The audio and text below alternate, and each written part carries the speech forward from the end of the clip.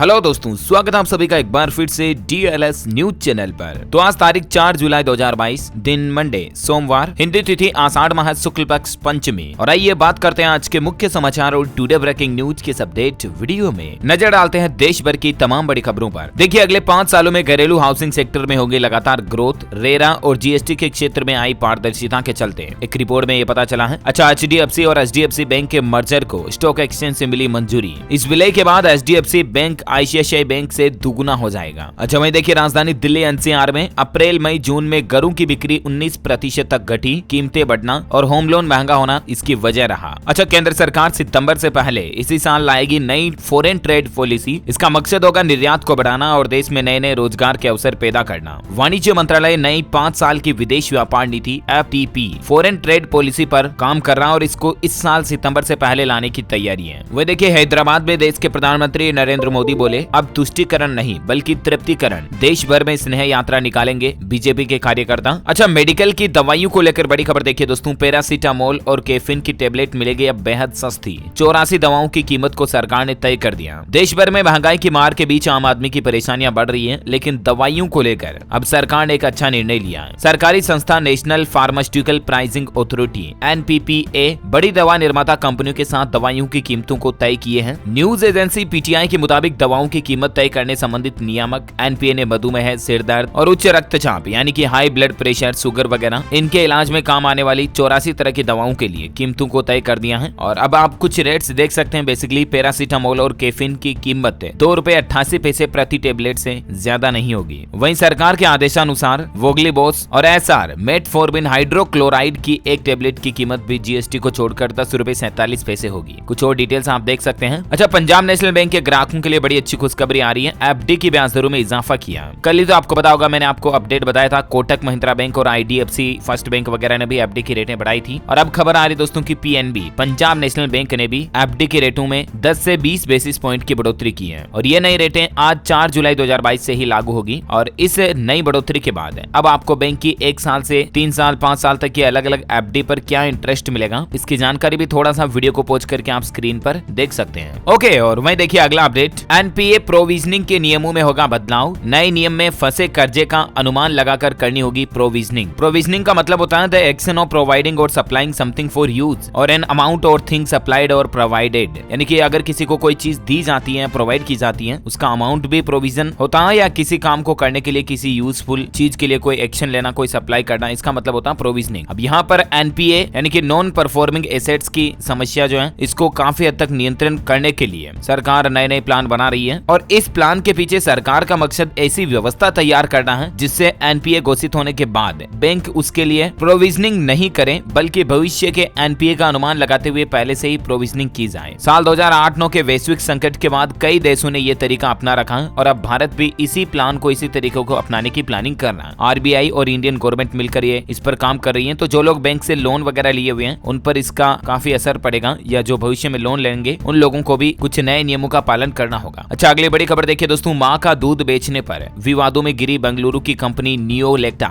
FSSAI ने इसकी बिक्री पर बैन लगा दिया है। नियोलेक्टा को पिछले साल नवंबर 2021 में नारी क्षीरा के नाम से इसका एक प्रोडक्ट था जिसमें मां का दूध बेचने का लाइसेंस मिला था। और ये एशिया की पहली ऐसी कंपनी है जो प्रॉफिट के लिए मां का दूध बेचती है। लेकिन देश में कई एक्टिविस्ट की ओर से आपत्ति जताए जाने के बाद फूड रेगुलेटर भारतीय खाद्य सुरक्षा और मानक प्राधिकरण यानी कि FSSAI ने यह कहते हुए कंपनी का लाइसेंस रद्द कर दिया कि नियमों के तहत मां के दूध की बिक्री की अनुमति नहीं है। यानी कि मां के दूध को कोई बेच नहीं सकता है, इसलिए FSSAI ने इस पर बैन लगा दिया। अच्छा, अगला अपडेट देखिए। बड़ी खबर आ रही है। देश भर में 31 जुलाई को किसानों का होगा चक्का जाम। अग्निपथ योजना पर भी 7 से 14 अगस्त तक प्रदर्शन रखेंगे किसान भाई लोग। खीरी में 75 घंटे तक धरना दिया जाएगा। 31 जुलाई को किसान भाई लोग देश भर में चक्का जाम की प्लानिंग में है। संयुक्त किसान मोर्चा की ओर से हुई कमेटी की बैठक में ये महत्वपूर्ण निर्णय लिया गया। किसान भाई लोग MSP गारंटी कानून, रोजगार, निजीकरण और अन्य समस्याओं को देखते हुए 31 जुलाई को देश भर में चक्का जाम की प्लानिंग कर रहे हैं, ऐसी मीडिया रिपोर्ट्स आ रही है। वहीं अग्निपथ को लेकर अगले महीने 7 से 14 अगस्त तक देश भर में जय जवान जय किसान सम्मेलन और प्रदर्शन भी किए जाएंगे। अच्छा, वहीं देखिए बड़ी खबर। बिहार ने बनाया नया विश्व रिकॉर्ड। 99 घंटे में 38 किलोमीटर सड़क का निर्माण किया। युद्ध स्तर पर अत्याधुनिक तकनीक से सड़क निर्माण का कार्य पूरा कर बिहार राज्य ने पूरे देश को एक मैसेज दिया और Guinness book of world record बना दिया। मात्र 99 आवर्स में 38 किलोमीटर की सड़क बनाई गई। हमें अमेजिंग राइट। अच्छा, वहीं एस्ट्रोलॉजी पर एक अपडेट आपको बता दूं दोस्तों, योग निद्रा में 117 दिन के लिए जाएंगे श्री हरि विष्णु,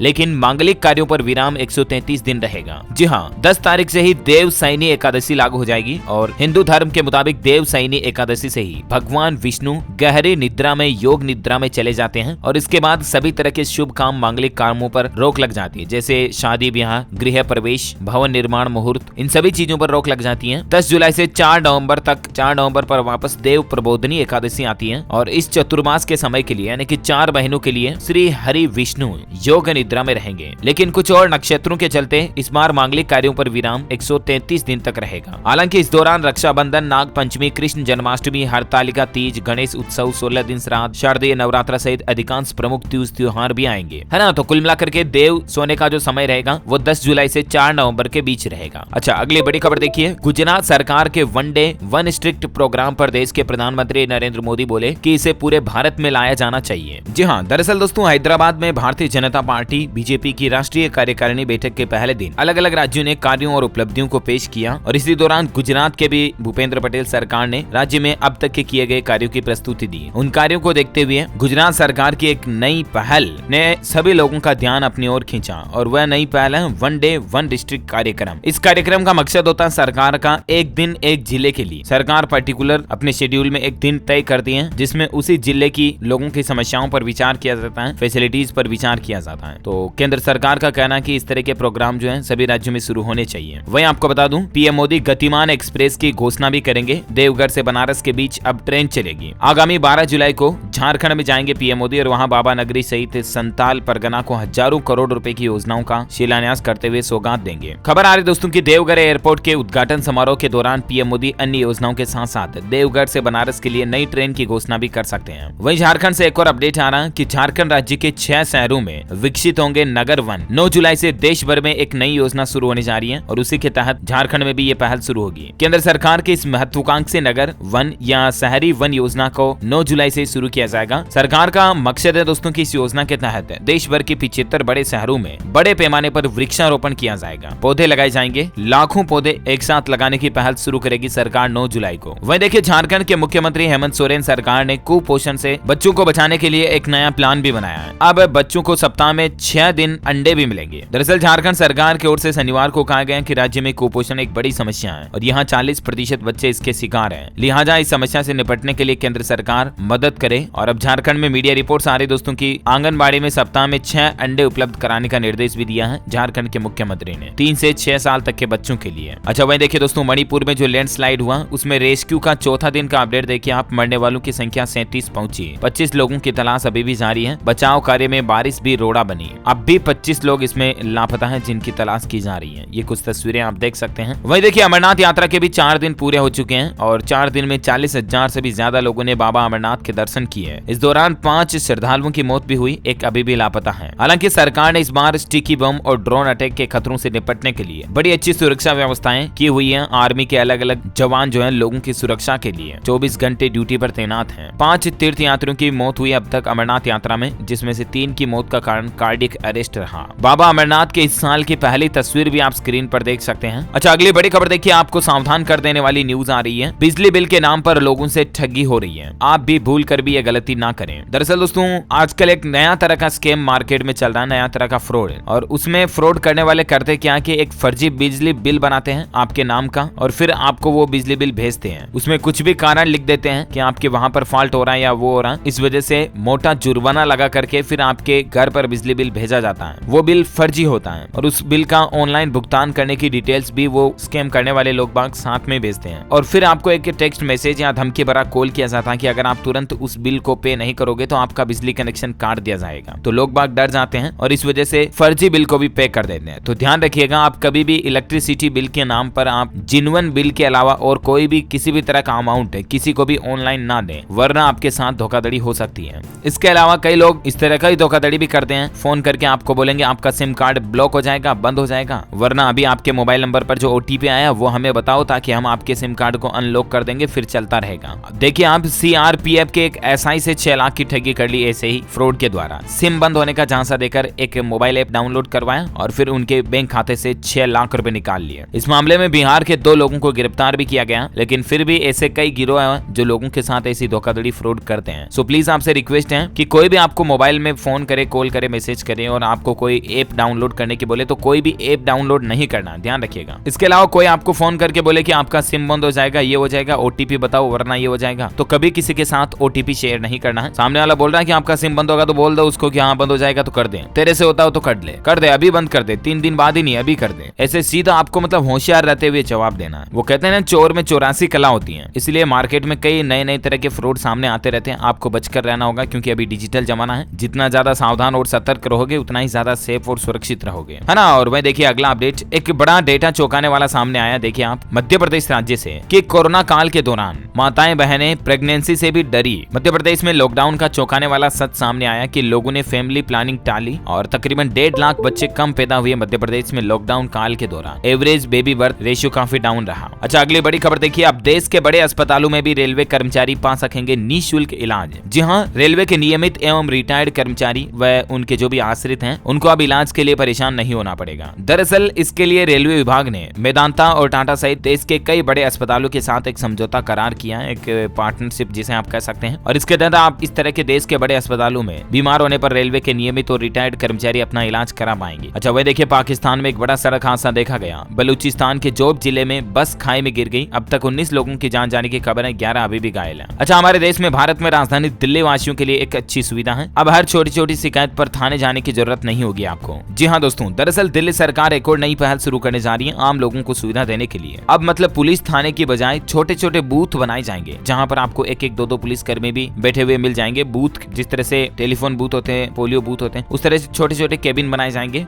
ये मिनी पुलिस थाना ही होगा। तो कहने का मतलब मान लीजिए आपके घर से आपका पुलिस थाना बहुत ज्यादा दूर है तो भी अब आपको दूर जाने की जरूरत नहीं होगी, क्योंकि पुलिस थाने और आपके घर के बीच में अब आपको 4 इस तरह के छोटे छोटे बूथ मिल जाएंगे जहां पर आप अपनी कंप्लेंट दे पाएंगे। सोमवार को दिल्ली के उपराज्यपाल Vinay Kumar Saxena online in booth का उद्घाटन करेंगे। ये एकीकृत बूथ 24 घंटे काम करेंगे, सबसे अच्छी बात ये है ना। और वह देखिए, पंजाब सरकार ने एक नई वेबसाइट लॉन्च की है। अब आप भी अपना जमीन का रिकॉर्ड ऑनलाइन देख पाएंगे। जी हाँ, पंजाब सरकार की सहायक company Punjab land record society PLRS की स्थापना भूमि रिकॉर्ड और राजस्व से संबंधित रणनीतियों और योजनाओं को बढ़ावा देने के लिए की गई है। और इसके लिए PLRS.org.in पोर्टल पर आपको जाना है और यहाँ पर आपको अपना तहसील, जिला, गांव वगैरह की डिटेल भरने के बाद आप अपने जमीन का रिकॉर्ड पूरा ऑनलाइन देख पाओगे। रजिस्ट्री के बाद जमाबंदी, रोज नामचा, म्यूटेशन जैसे विकल्प भी आपको इसमें मिल जाएंगे, नामांतरण वगैरह सभी की डिटेल्स, है ना। अच्छा अभी तो कुछ और महत्वपूर्ण और काम की खबरें देखेंगे दोस्तों, लेकिन फिलहाल आज के मौसम अपडेट देख लेते हैं। देखिए, मानसून देश भर में पहुंच चुका है। राजस्थान और मध्य प्रदेश में रुक रुक कर कई जिलों में बारिश देखी जा रही है। बिहार के 100 से ज्यादा गाँव में बाढ़ का खतरा बढ़ गया है और असम राज्य में भी देखिए दोस्तों, बाढ़ से इसी साल 178 लोगों की मौत हो गई है अब तक ही। असम में बाढ़ से 22 लाख से भी ज्यादा लोग परेशानी का सामना कर रहे हैं, आफत में हैं। राज्य के 1934 गांवों में पानी घुस चुका है और ब्रह्मपुत्र नदी खतरे के निशान से भी ऊपर बह रही है। ये राज्य के लोगों की जिंदगी की कुछ मुश्किल भरी तस्वीरें आप देख सकते हैं। वह देखिए, हरियाणा राज्य में खबर आ रही है, 4 जिलों में 6 जुलाई को होगी भारी बरसात। सोनीपत, पानीपत, करनाल और यमुनानगर के लिए IMD यानी कि भारतीय मौसम विज्ञान विभाग की तरफ से अलर्ट जारी किया गया है। 100 mm से भी ज्यादा बारिश होगी। अगले 5 दिनों के दौरान देश भर के कई राज्यों में बारिश होने की संभावना है। IMD ने कई राज्यों के लिए ऑरेंज अलर्ट भी जारी किया है। छत्तीसगढ़ राज्य में भी देखिए भारी बारिश की चेतावनी, 5 जिलों के लिए ऑरेंज अलर्ट है। रायपुर, बिलासपुर, दुर्ग संभाग के लिए येलो अलर्ट है। बिजली गिरने की भी संभावना, सावधान रहें, सतर्क रहें। देखिए, उत्तर प्रदेश सीतापुर में आकाशीय बिजली गिरने से पति पत्नी समेत 4 लोगों की मौत हो गई। 8 लोग बुरी तरह झुलस गए और यहाँ के लोकल DM ने 4-4 लाख रुपए के मुआवजे का ऐलान भी किया।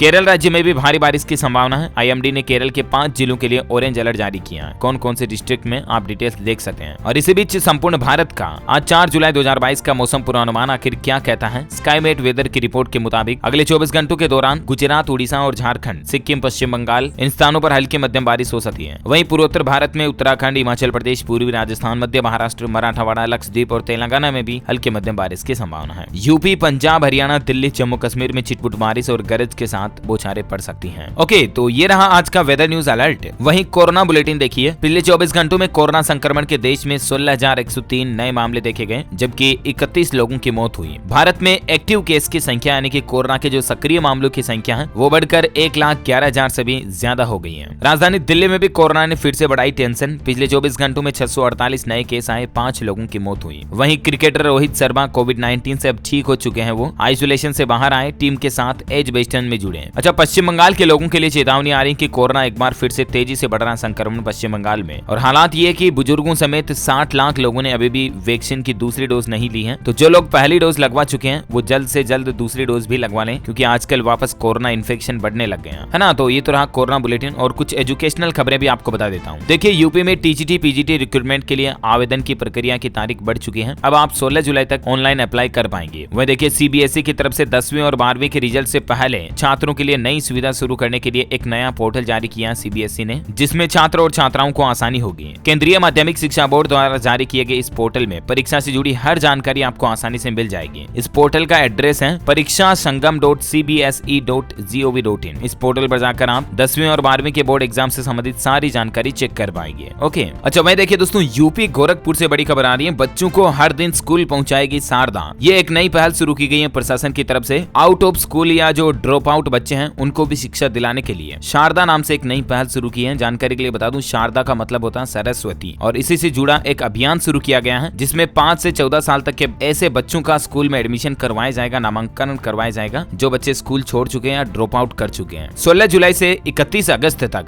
हर दिन शारदा अभियान चलाया जाएगा। अच्छा वहीं देखिए बड़ी खबर, अब सरकारी स्कूलों में तिमाही परीक्षा से आंकेंगे छात्रों की प्रगति। यूपी में ही ये इस बार नए एजुकेशन सेशन से पहल शुरू होगी। हर 3 महीने में बच्चों का एक टेस्ट होगा, परीक्षा होगी, जिससे बच्चों का एजुकेशन लेवल क्या है इसका टेस्ट किया जाएगा। अच्छा, साथ ही स्कॉलरशिप स्कीम पर बड़ी खबर आ रही है। अब सरकारी खर्चे पर विदेश में पढ़ाई कर सकेंगे छात्र। राजीव गांधी स्कॉलरशिप के लिए आवेदन शुरू हो चुके हैं। राजस्थान सरकार ने Rajiv Gandhi scholarship for academic excellence योजना में आवेदन करने की आखिरी तारीख को बढ़ा दिया है, और अब आप इसमें 15 जुलाई 2022 तक ऑनलाइन आवेदन कर पाएंगे। इसके लिए गवर्नमेंट का ऑफिशियल पोर्टल है hte.rajasthan.gov.in। ओके, और एजुकेशन अपडेट्स के बाद कुछ और खबरें देख लेते हैं। देखिए दोस्तों, उदयपुर में जो कन्हैयालाल टेलर की बेरहमी से जान ले ली गई, इसके चलते राजस्थान के लगभग सभी जिलों में कई दिनों तक इंटरनेट बंद रहा। अब धीरे धीरे सभी जिलों में शुरू होने जा रहा है। जयपुर में भी इंटरनेट शुरू हो चुका है। वहीं हत्यारे घोष को पाकिस्तान भेजने वाले 4 आरोपियों को भी एटीएस ने अपनी हिरासत में ले लिया। और खबर आ रही दोस्तों की बूंदी जिला आज राजस्थान में बंद रह सकता है, ऐसी मीडिया रिपोर्ट्स आ रही है। अच्छा वहीं देखिए, सिंगल यूज प्लास्टिक पर बैन के पालन के लिए 1 साल तक का समय मांगा है। केट ने सरकार से ये मांग की है। आपको पता होगा 1 जुलाई से ही कई राज्यों में सिंगल यूज प्लास्टिक पर बैन लगा दिया, और केंद्र सरकार ने भी अभियान चलाया जिसके तहत सभी राज्यों में सिंगल यूज प्लास्टिक, पॉलीथीन वगैरह, प्लास्टिक के कप, प्लेट, डिस्पोजल सभी पर बैन लगाने की पहल शुरू कर दी है, राइट। लेकिन इस पर confederation of all India traders, व्यापारियों के संगठन का सरकार से कहना है कि हमें 1 साल तक का समय दो, धीरे धीरे चीजों को अल्टरनेट चीजों से रिप्लेस किया जाएगा। वह देखिए, बॉलीवुड इंडस्ट्री से अपडेट आ रहा है। जुग जुग जियो फिल्म ने बॉक्स ऑफिस पर अब तक वर्ल्ड वाइड 100 करोड़ का आंकड़ा पार कर लिया। वरुण धवन ने पोस्ट शेयर कर खुशी जताई। अच्छा, खेल समाचार पर खबर देखिए, भारत वर्सेस इंग्लैंड 5वें टेस्ट मैच में टीम इंडिया की मजबूत स्थिति दिखाई दी। 5वें टेस्ट में भारत की बढ़त 250 के पार चली गई। पुजारा ने जड़ा 33वां अर्धशतक। कोहली का फ्लॉप शो अभी भी जारी देखने को मिला। वहीं राजधानी दिल्ली में देखिए, अब आपको पार्कों में खुशबू भी देखने को मिलेगी, जो दिल्ली में पार्क बने हुए हैं ना उनमें, क्योंकि दिल्ली सरकार एक नए अभियान के तहत 10,000 चंदन के पौधे लगाएगी अलग अलग पार्कों में, है ना। और वहीं देखिए दोस्तों,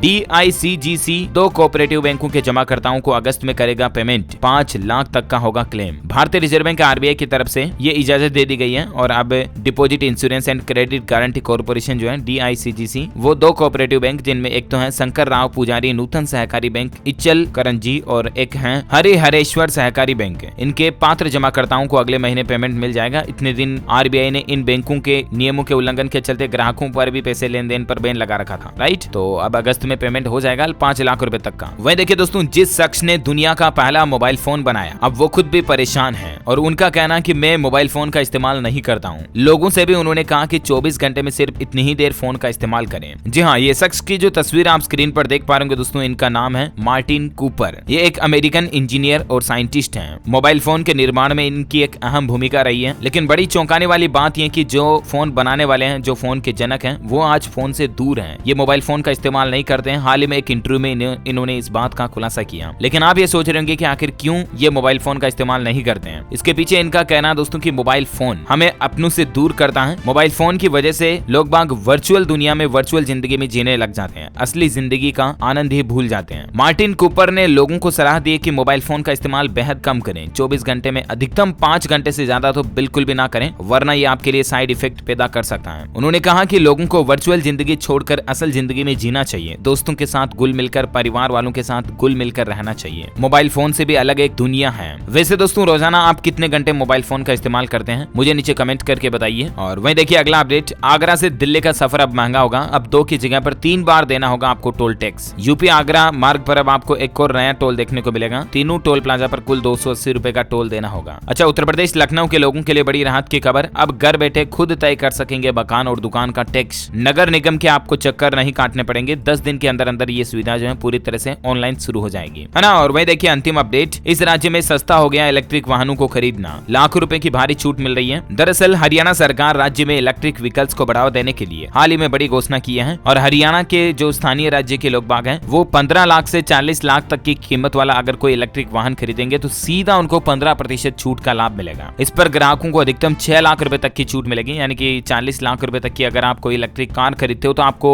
34 लाख रुपए उसके देने पड़ेंगे। 6 लाख रुपए सीधा सरकार उसमें डिस्काउंट देगी। ये हरियाणा सरकार की तरफ से बड़ी घोषणा की गई है। ज्यादा जानकारी देख सकते हैं आप इसके बारे में। ओके दोस्तों, तो इस कड़ी में आज दिन भर की तमाम बड़ी खबरें, मुख्य समाचार, टुडे ब्रेकिंग न्यूज का अपडेट वीडियो यहीं फिनिश होता है। और हाँ, आप मुझे कमेंट करके बताइए कि भारत सरकार की ओर से उज्ज्वला योजना की शुरुआत किस साल की गई। देश में जो माताओं बहनों को रसोई गैस सिलेंडर दिए जाते हैं फ्री में, वो उज्ज्वला योजना की शुरुआत कब हुई, कमेंट करके बताइए। जो लोग इस सवाल का सही जवाब इस वीडियो के नीचे कमेंट में देंगे ना, वो रैंडमली सेलेक्ट होने पर आप हमारी DLS न्यूज टीम की तरफ से जीत सकते हैं एक शानदार सरप्राइज गिफ्ट, जो कि गिव अवे के रूप में आप तक पहुंचा दिया जाएगा। इसी के साथ ही अगर आपको वीडियो अच्छा लगा तो इसे लाइक करना और शेयर भी करना अपने दोस्तों के साथ फेसबुक और व्हाट्सएप पर। हमारे चैनल DLS न्यूज को सब्सक्राइब करके बेल आइकॉन भी जरूर दबा देना, ताकि आपको रोजाना की ताजा अपडेट्स और काम की खबरें तुरंत आपके मोबाइल पर मिलती रहेगी। Thank you, take care, good bye, जय हिंद, जय भारत,